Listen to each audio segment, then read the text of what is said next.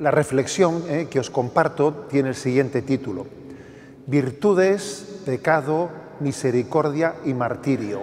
Y la charla de hoy es la séptima, es la conclusión de las reflexiones sobre los fundamentos de la moral que hemos desarrollado a lo largo de este curso en la diócesis con motivo del 30 aniversario de la encíclica Veritatis Splendor de San Juan Pablo II, que es una encíclica que tiene una gran trascendencia para dar respuesta al relativismo moral. ¿Qué es el relativismo moral? Todo vale, ¿no? Es verdad que el relativismo moral es la expresión más visible del relativismo que detrás está el filosófico, el teológico, pero bueno, hoy vamos a hablar de relativismo moral, del relativismo moral. Al conjunto de estas 7 reflexiones les hemos puesto el título de La moral, la vida en Cristo, que por cierto, ese título, La moral, la vida en Cristo, es el título que le da el Catecismo de la Iglesia Católica a la tercera parte del Catecismo que habla sobre la moral. Tiene ese título, Vida en Cristo. Qué bonito el título, qué bonito. ¿Qué es la moral? La vida en Cristo, el estilo de la vida de Jesús, ¿no? Bueno, pues los 7 títulos de las charlas han sido, primer día, fundamentos de la moral cristiana. El segundo día hablamos de las bienaventuranzas y el deseo de felicidad. El tercer día fue la libertad de los hijos de Dios. El cuarto día, la moralidad de los actos humanos. El quinto día, la moralidad de las pasiones. El sexto día, la conciencia moral. Y hoy, último día, como os he dicho, la charla que tiene como título Virtudes, pecado, misericordia y martirio. Y con ella pues concluimos, ¿no?, este ciclo de reflexiones sobre la moral, vida en Cristo, sobre los fundamentos de la moral. Como habéis visto, le he puesto un título un poco largo de 4 conceptos: virtudes, pecado, misericordia y martirio, ¿no? Son 4 temas, 4 conceptos que son distintos, pero que están ligados, ¿no?, como voy a intentar desarrollar en la charla. El primero, virtudes.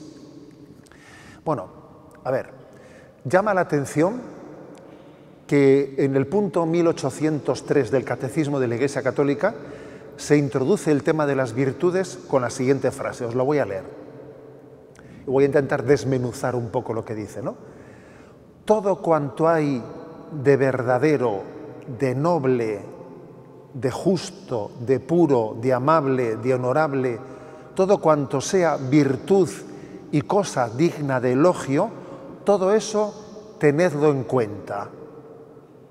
Eso está también en Filipenses 4:8, y así comienza el Catecismo a hablar de las virtudes. Es decir, que un cristiano tiene que tomar en cuenta las cosas buenas que hay. No todo lo que hay en este mundo es malo. Es verdad que hay mucho desmadre, eso es verdad, pero también hay muchas cosas buenas. Jesús comenzó su predicación llamando a la conversión, porque ciertamente el pecado ha herido gravemente a la humanidad, ¿no? Pero lo cual no nos impide reconocer que también hay muchas cosas buenas, muchos valores éticos buenos en este mundo, que gracias a Dios, a pesar del pecado tan grande que hay, pues permanecen cosas buenas en el corazón de muchas personas, ¿no?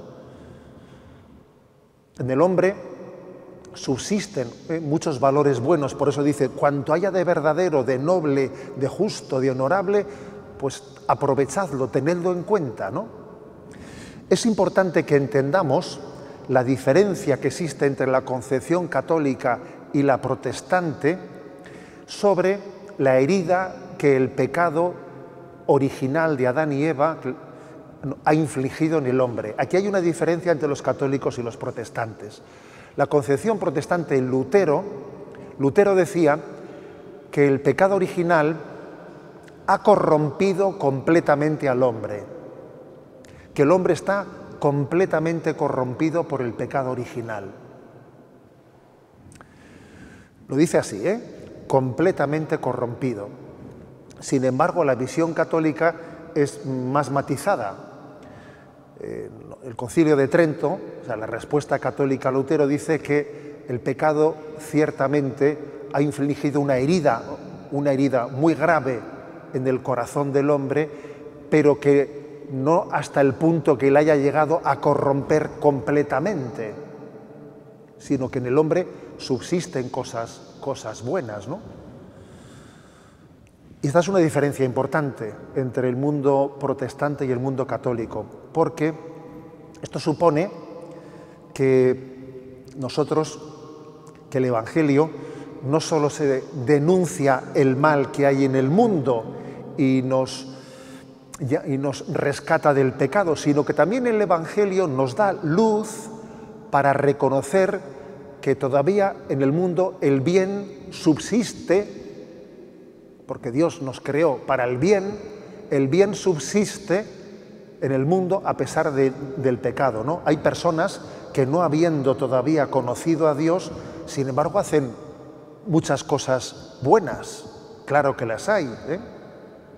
Por eso dice ese texto, tened en cuenta todo lo que hay de bueno. Es verdad que el mal es más llamativo que el bien, es más llamativo, pero es un error pensar, ¿no?, que caigamos en la tentación de pensar pues, que el mal es omnipresente, ¿no? No, el mal no es omnipresente. Esto es interesante como punto de explicación de las virtudes. La gracia de Cristo no solo nos ofrece rescatarnos de la corrupción del pecado, sino también consolidar el bien existente hasta convertirlo en virtuoso. El catecismo sigue diciendo, la virtud es una disposición habitual y firme a hacer el bien. Permite a la persona no solo realizar actos buenos, sino dar lo mejor de sí misma, dice. Es decir, la virtud es una disposición habitual y firme. A ver si explicamos esto. Para que algo sea virtuoso, no basta con que hayas hecho una cosa buena. Si uno da una limosna, eso no quiere decir que sea generoso. Ha podido hacer una cosa buena, pero de ahí a que sea generoso, tiene que tener el hábito de la generosidad. Una virtud no es un acto bueno, sino que es algo que ha llegado a estar consolidado en tu vida. Tiene que ser, dice el catecismo, habitual y firme.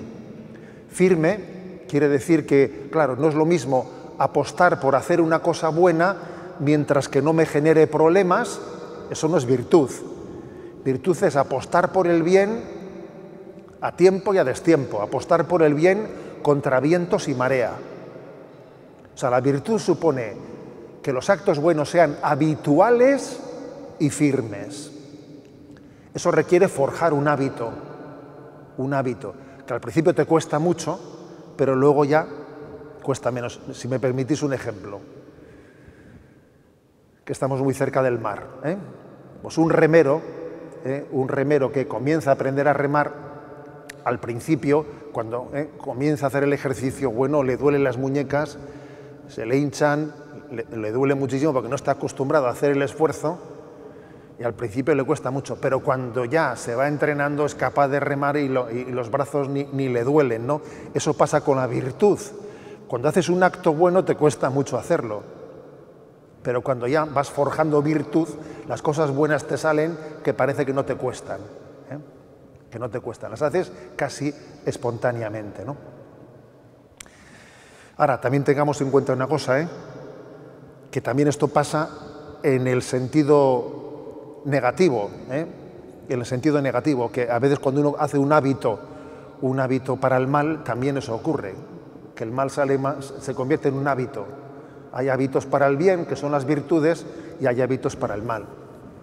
Yo me acuerdo que nuestra madre cuando éramos jovencitos, cuando nos corregía, nos solía decir: ya os podéis corregir, que los defectos de joven son manías de mayor, nos decían ellas, ¿no? Como no te corrijas ahora, se va a convertir en una manía que ya no va a haber quien te corrija, porque ya se ha convertido en un hábito para el mal, ¿no? Bueno, eso quiere decir la importancia de la educación temprana para que uno adquiera virtudes, ¿no? Que además, y que llegan casi, como he dicho, a ser casi espontáneas, ¿no? Bien, sigamos adelante. Dice el catecismo, ¿no? Las virtudes, sí, son un esfuerzo, ¿eh? Se requieren un esfuerzo del hombre. Al principio te cuesta mucho, pero luego vas ejerciendo el hábito y ya el bien va siendo más connatural en ti. Pero a pesar de eso, dice el catecismo, que además del esfuerzo hace falta la gracia de Dios. Fijaros lo que dice, 1810, el catecismo. Las virtudes humanas adquiridas mediante la educación, mediante actos deliberados y perseverantes, son purificadas y elevadas por la gracia divina. Es decir, que no se puede establecer una división entre mi esfuerzo y la gracia de Dios. Si alguien preguntase, ¿este acto bueno que has hecho, qué tanto por ciento tiene de esfuerzo tuyo y qué tanto por ciento tiene de gracia de Dios? A ver, eso es indivisible. ¿Qué es? ¿50% esfuerzo tuyo, 50% gracia de Dios? Es 100% tuyo y 100% de Dios. Las cosas que hacemos son dos niveles distintos, ¿no? Son actos humanos que tienes que hacerlos tú, ¿eh? Y la gracia de Dios te permite hacer el bien. Las dos cosas son ciertas. Gracia y esfuerzo humano actúan conjuntamente. Una obra buena al mismo tiempo es gracia de Dios y esfuerzo del hombre. Entonces, por eso el catecismo dice que la gracia de Dios es necesaria para purificar las obras que hacemos, porque es muy fácil que incluso las obras buenas que hacemos se metan en ellas intenciones segundas, ¿no?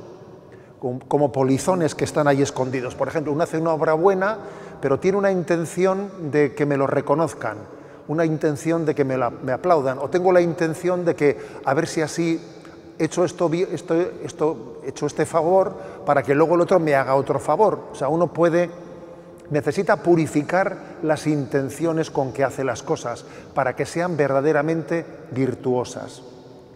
Para purificar y para elevarlas, para ofrecerlas a Dios, para hacer las cosas para la gloria de Dios, ¿no? Y no para otra cosa. Entonces, dice el Catecismo 1811, para el hombre herido por el pecado, no es fácil guardar el equilibrio moral. La gracia de Cristo nos resulta necesaria para poder perseverar en las virtudes humanas.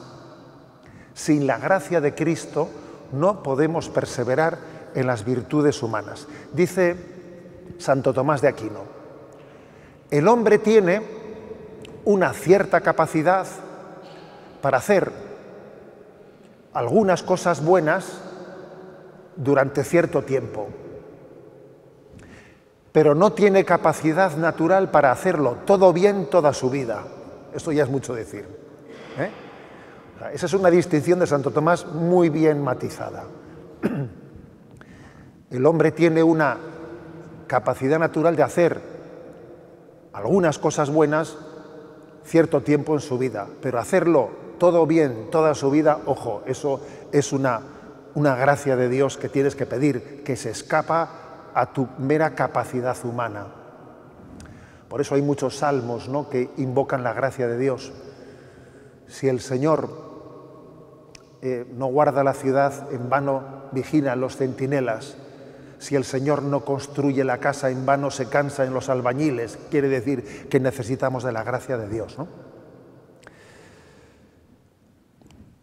Entonces dice el Catecismo que, bueno, como consecuencia de lo que hemos leído, que antes hemos dicho que el catolicismo no asume ese pesimismo antropológico de Lutero que decía que el hombre está totalmente corrompido por el pecado. No es verdad.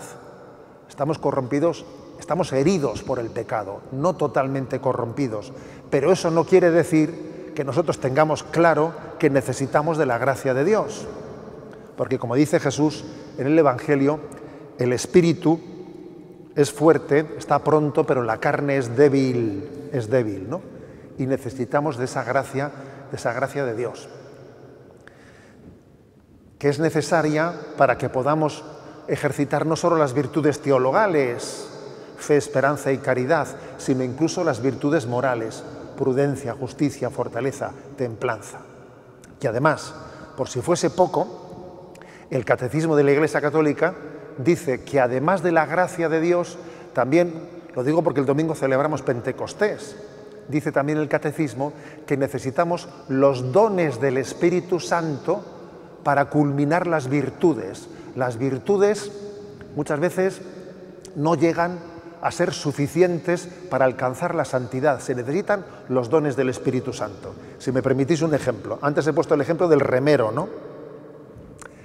Esa imagen del remero que va poco a poco adquiriendo fuerza y capacidad para remar, que en parte es esfuerzo tuyo y al mismo tiempo también es gracia de Dios. Pero imagínate que esa barca tiene también un mástil y que cuando sopla el viento, entonces se hinchan las velas y claro, la barca se mueve de una manera, tú verás, mucho más fácil que remando. Pues pongamos ese ejemplo para entender que a veces también Dios nos da los dones del Espíritu Santo que hace que en nuestra vida hagamos las cosas, hagamos el bien con mucha mayor facilidad que si solo lo hacemos con el esfuerzo de las virtudes. Además de las virtudes, el Espíritu Santo nos da sus dones para poder obrar el bien con mayor facilidad y prontitud.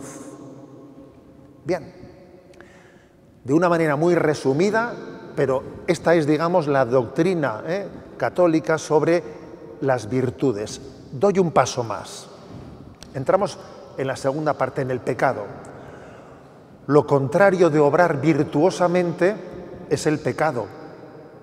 Y tenemos que abordarlo. Permitidme una anécdota, que estaba yo hace un cierto tiempo, ¿no? Hace unos años, predicando, y no me acuerdo muy bien cuál era el Evangelio. Pero bueno, termina la misa, estoy en la sacristía, y entra una persona y me dice, mucho pecado, ¿no? Está usted ahí predicando el pecado, a ver cuándo, no sé, ¿no? A ver si... El hombre me reprochaba que ya está bien hablar del pecado, ¿no? Que tenemos que buscar una espiritualidad más positiva, ¿no? Y no así tan negativa, ¿no? Me decía el hombre, ¿no? En fin, yo le decía, a ver, ¿usted ha leído el Evangelio? ¿Ha leído el Evangelio? Porque detrás de lo que este hombre, ¿no? Pues expresaba qué es lo que había.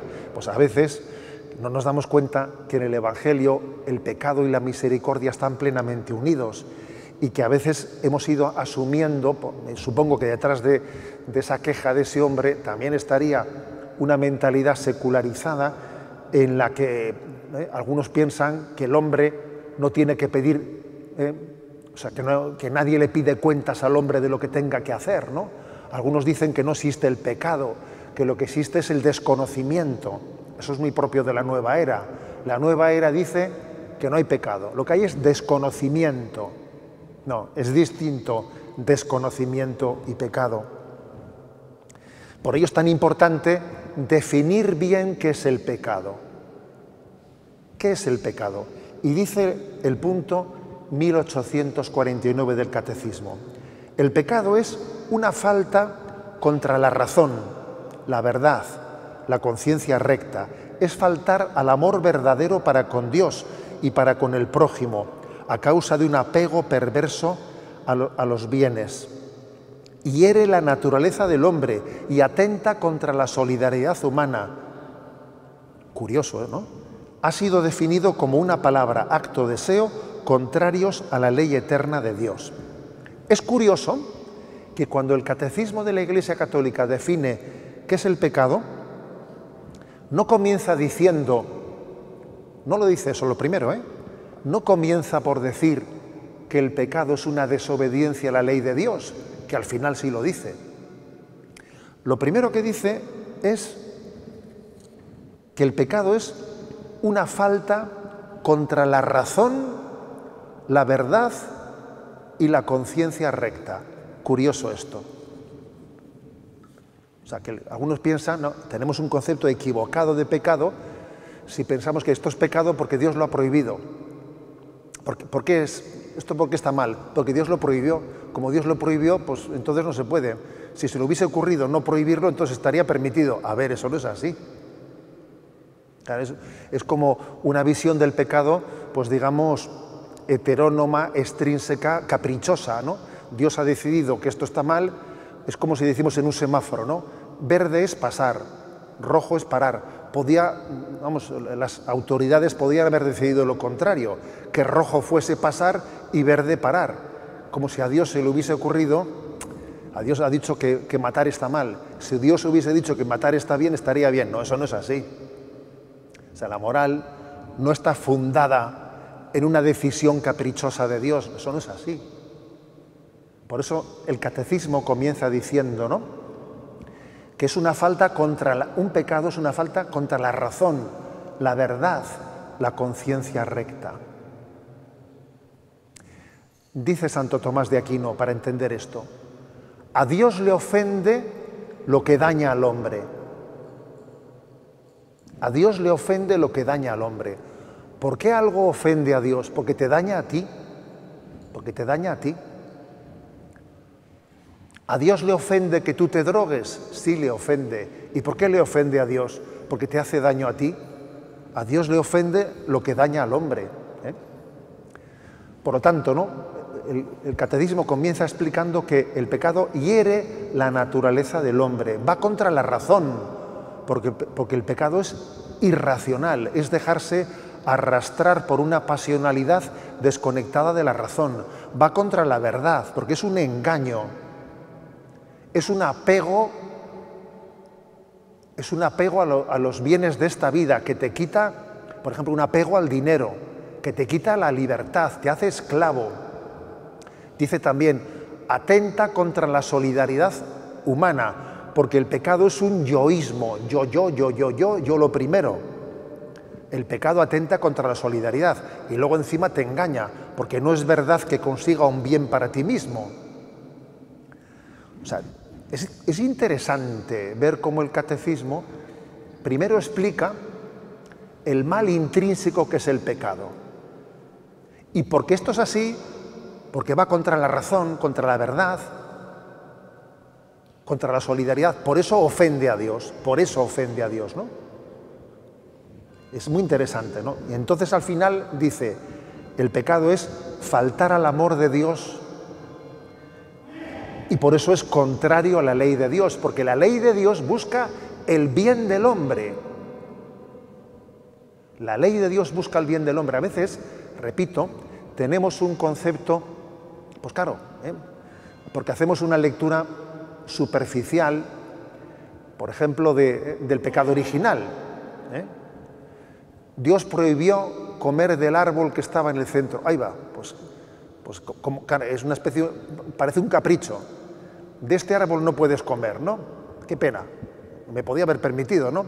Claro, porque hacemos una lectura simplista, literalista, en la que puede parecer que el pecado es incumplir una norma caprichosa que Dios puso, pero no es así.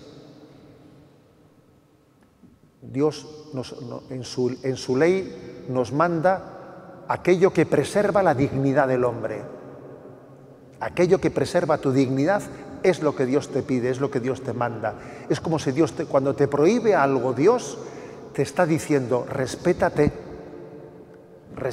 a ti mismo.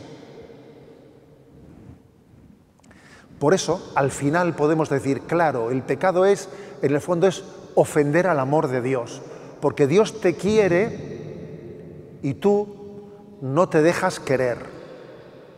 Entonces, al final, claro que que el pecado es una ofensa al amor de Dios. Son los místicos los que terminan comprendiendo que el pecado, la esencia del pecado, consiste en que el amor de Dios no es amado, no es correspondido. Dios nos ama y no le correspondemos. Eso es el pecado. Por eso el pecado fundamental es el primer mandamiento. El que cumple el primer mandamiento cumple a los otros, todo el resto. Si amas a Dios con todo tu corazón, pues ya está todo dicho. Todo lo demás viene por añadidura, ¿no? Por eso fijaros, hay como dos errores principales en lo referente al pecado. El primer error es el que he dicho antes, el error de no percatarte de que el pecado es un daño hacia ti mismo, tener una visión del pecado o de los mandamientos de Dios como si fuesen un capricho extrínseco que a Dios se le ha ocurrido mandarte o prohibirte. O sea, esa visión extrínseca es falsa, es no caer en cuenta de que Dios manda y prohíbe en virtud del bien del hombre. Y el segundo error es la visión horizontalista del pecado, el no darnos cuenta que en última instancia, el pecado es una ofensa a Dios, porque Dios te ama. Y si Dios te ama, es una ofensa a la persona que te quiere el no dejarte cuidar, el no dejarte amar. El primer mandamiento de la ley de Dios, amarás a Dios con todo tu corazón, en el fondo, se podía formular también en forma pasiva. Déjate amar por Dios sobre todas las cosas, déjate amar por Dios, déjate querer, déjate cuidar por Dios. Dios quiere cuidarte y tú no te dejas, ¿no? Damos un paso más. Tercer concepto. He dicho primero las virtudes, segundo he dicho el concepto de pecado, concepto de misericordia. Obviamente está totalmente ligado a esa definición de que el pecado es la ofensa al amor de Dios, el concepto de misericordia, porque la misericordia no es sino el amor de Dios proyectado sobre los míseros. La etimología de la palabra misericordia es esto lo que significa. El corazón de Dios que se proyecta sobre el mísero. Tiene misericordia. El amor de Dios hacia los pecadores, eso es la misericordia. Es el atributo que mejor define cómo es Dios. El Evangelio de Jesucristo es el Evangelio de la misericordia. El amor de Dios derramado en los pecadores. Dice el punto 1846. El Evangelio es la revelación de Jesucristo de la misericordia de Dios con los pecadores. Ahora bien, pasa lo siguiente. El amor de Dios tiene que ser acogido. Tiene que ser acogido. Porque Dios quiere que le amemos libremente. Entonces, dice el punto 47, una frase famosísima de San Agustín que dice: Dios que te ha creado sin ti, no te salvará sin ti. Es decir, Dios para crearte no te pidió permiso, pero para salvarte sí. Para crearte, aquí estás. Pero Dios te pide permiso para que vayas al cielo. El que te creó sin ti no te salvará sin ti. Tú tienes que colaborar con Dios para la salvación. ¿Y qué tiene que hacer el hombre para la salvación? Acoger la misericordia de Dios. Eso es lo que tiene que hacer. Abrirte a la misericordia de Dios, acogerla. Dice el Catecismo, la acogida de su misericordia exige de nosotros la confesión de nuestras faltas. Si decimos que no tenemos pecado, nos engañamos y la verdad no está en nosotros. Entonces, aquí tenemos un problema, señores. Y el problema que tenemos es que a veces entendemos mal el concepto de la misericordia. Solemos entenderlo a veces de la siguiente forma, casi identificando misericordia con relativismo. Dios es misericordioso, hombre, no pasa nada. Como diciendo, hagas lo que hagas, si a Dios no le importa. A veces se utiliza este concepto así. Dios es misericordioso, ¿qué más dará que hagas esto que lo otro? Es una deformación del concepto de la misericordia, una deformación. Todo da igual, no pasa nada, el pecado no es tan grave. ¿Cómo que no es tan grave? ¿Cómo que no es tan grave si Jesús entregó su vida en la cruz por la salvación de los pecados? ¿Cómo que no es tan grave? Muy grave tuvo que ser para que Dios nos redimiese de una manera tan dramática. Por eso, ¿no? Es clave que entendamos que nuestra salvación requiere de nuestra conversión, que sin la conversión es imposible acoger la misericordia de Dios, que Dios nos creó libres y para salvarnos requiere de nuestro sí. Sí quiero acoger la misericordia, sí quiero convertirme. En el fondo, la condenación del hombre, la condenación eterna, no es sino, como dice el catecismo, una autoexclusión tuya de la salvación. En el fondo, la condenación de Dios no es sino el respeto a la libertad del hombre que se autoexcluye, que puede rechazar la misericordia de Dios. Por eso, cuidado con caricaturizar la misericordia, quitarle importancia al pecado, desdramatizarlo. Es una deformación del concepto de la misericordia. Le escuché a Monseñor Argüello, ¿no?, que es el arzobispo de Valladolid y presidente de la Conferencia Episcopal. En estos días, en una homilía que la pronunció, me gustó el siguiente término que dijo: cuidado porque existe una pastoral de la misericordia de bajo coste. Me llamó la atención la expresión. Cuidado porque existe una pastoral de la misericordia de bajo coste. La gracia de Dios es gratuita, pero no es barata. A ver, también hay que entender ese concepto. La salvación de Dios es gratuita, pero no es barata. Barata quiere decir que, a ver, que no pasa nada. Un momento. Repito esta expresión, ¿no? Ojo con la pastoral de la misericordia de bajo coste. Tenemos que entender que nuestro pecado es grave, tan grave que Jesucristo entregó su vida por nosotros, ¿no? Debiéramos de escandalizarnos más por nuestro pecado. Lo que tenemos que tener es paciencia con los pecadores, pero con el pecado deberíamos de escandalizarnos más. Aquí lo malo es que hacemos al revés.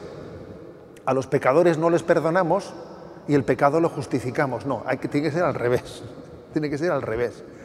Con los pecadores hay que tener misericordia y con el pecado hay que ser inflexible.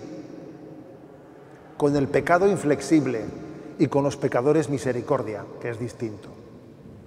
Yo recuerdo que siendo jovencito, tendría vuestra edad así, y solíamos ir los sábados por la tarde a la cárcel de San Sebastián, a la cárcel de Martutene, y solíamos poner películas para los presos, ¿no? Y me acuerdo que allí, a la entrada de la prisión, había un letrero esculpido.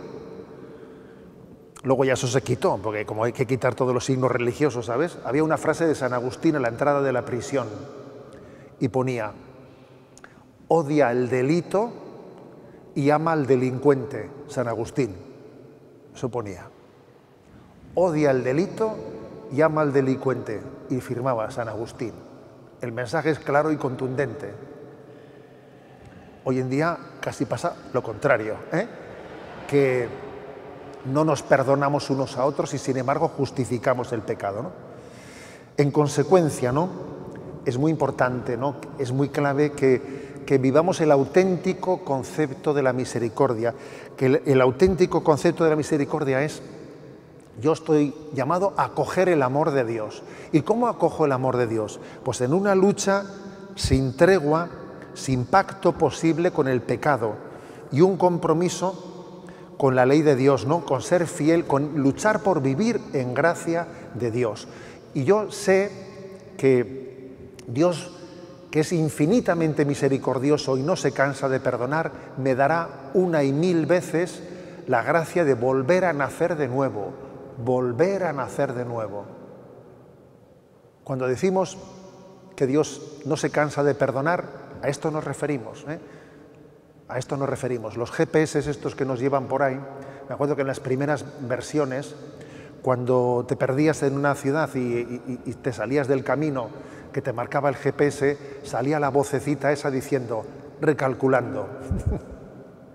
Y te volvías a perder y la vocecita te decía: recalculando, o sea, y siempre recalcula y recalcula hasta que llegues. Esa es la voz de Dios misericordioso que te dice: recalculando, venga, vuelve, tira, vuelve a nacer de nuevo. Esa es la misericordia de Dios.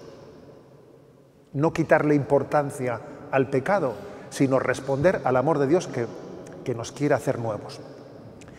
Y por último, el cuarto punto. He dicho el primero, las virtudes, el segundo, el pecado, el tercero, la misericordia, el cuarto, el martirio. Y ahora vais a entender por qué dice esto. Está en el capítulo 3 de la encíclica Veritatis Splendor. Y dice que entender la importancia del martirio es clave para entender la moral católica. Porque el martirio es una expresión de la inviolabilidad de la ley de Dios. Si a la ley de Dios no hubiese que darle tanta importancia, pues ser mártir sería de tontos. Claro, tú verás. Oye, si la ley de Dios no es importante respetarla tanto, oye, pues entonces ¿para qué ser mártires, no? Tú verás. No sé si habéis visto la película de Scorsese, El silencio, o El silencio de Scorsese. Ojo con esa película, yo la critiqué mucho cuando salió, porque es una película de nuestro tiempo que quiere de alguna manera desvirtuar el concepto del martirio, ¿no? La película de Scorsese, El silencio, trata la historia de los mártires jesuitas del siglo XVII en Japón.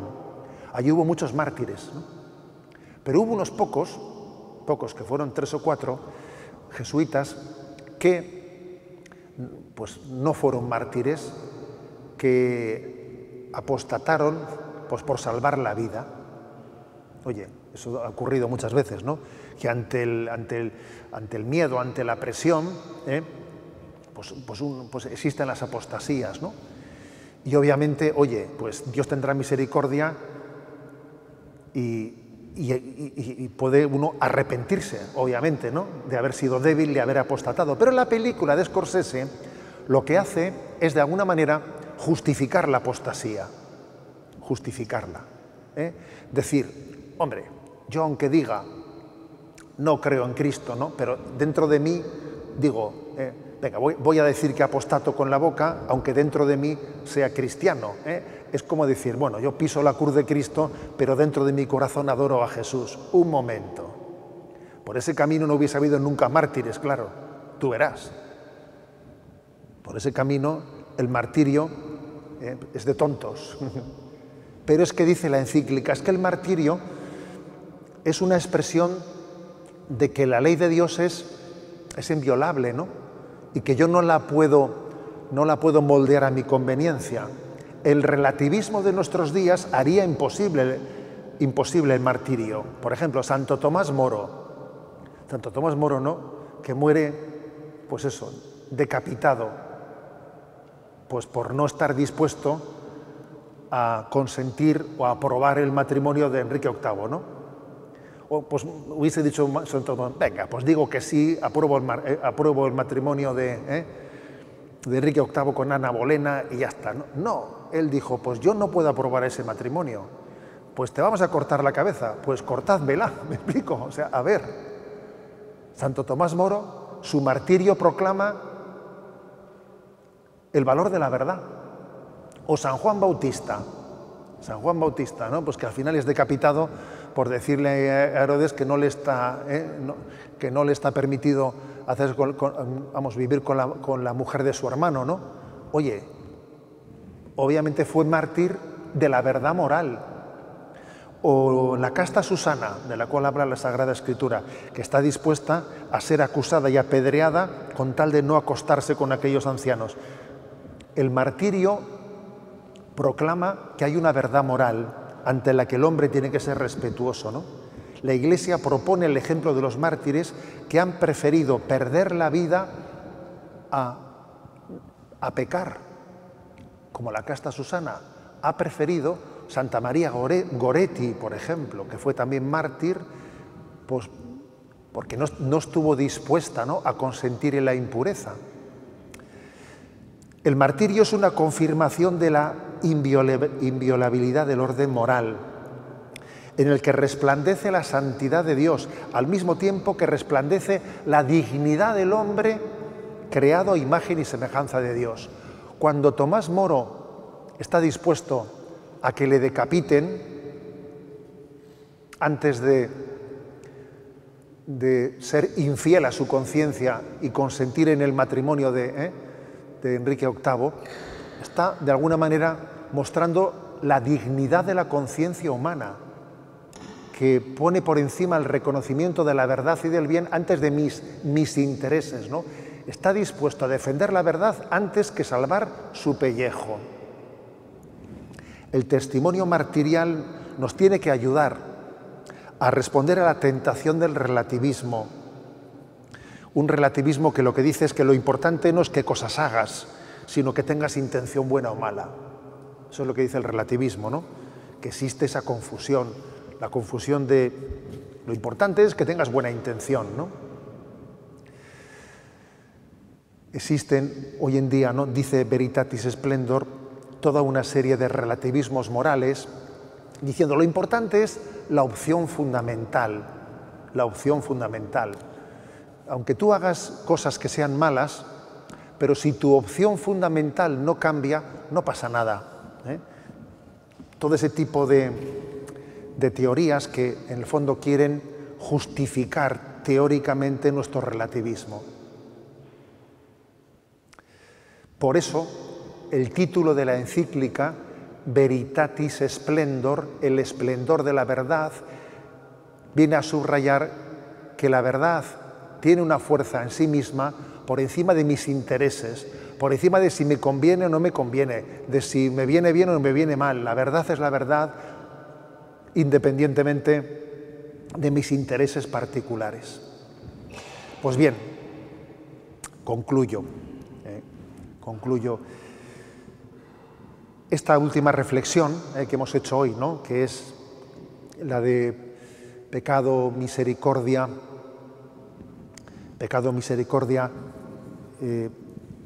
perdón que me he saltado,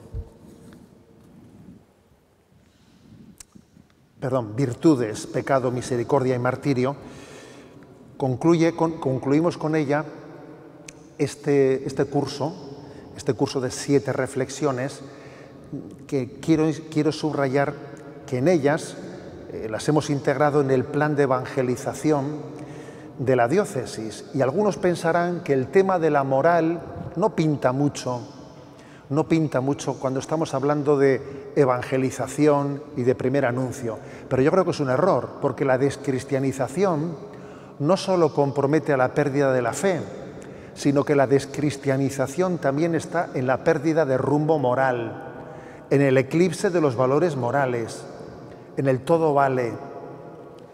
Y por eso también hoy existen jóvenes que, como aquel joven rico que se acercó a Jesús, preguntan: ¿qué tengo que hacer para heredar la vida eterna? Aquel joven que preguntó por la verdad moral, ¿qué debo de hacer para llegar a la vida eterna?, recibió una respuesta de Jesús: ahí tienes los mandamientos, cúmplelos, ¿no? Y nosotros, como hizo Jesús, estamos llamados a proponer sin titubeos el camino de la ley de Dios a quienes nos hacen esa pregunta: ¿qué tengo que hacer para heredar la vida eterna? Voy a concluir con la oración que San Juan Pablo II puso como fin al terminar la encíclica Veritatis Splendor. Dice así: María, Madre de Misericordia, cuida de todos para que no se haga inútil la cruz de Cristo, para que el hombre no pierda el camino del bien, no pierda la conciencia del pecado y crezca en la esperanza del Dios rico en misericordia, para que se haga libremente las obras buenas que Él le asignó y de esta manera toda su vida sea un himno a su gloria.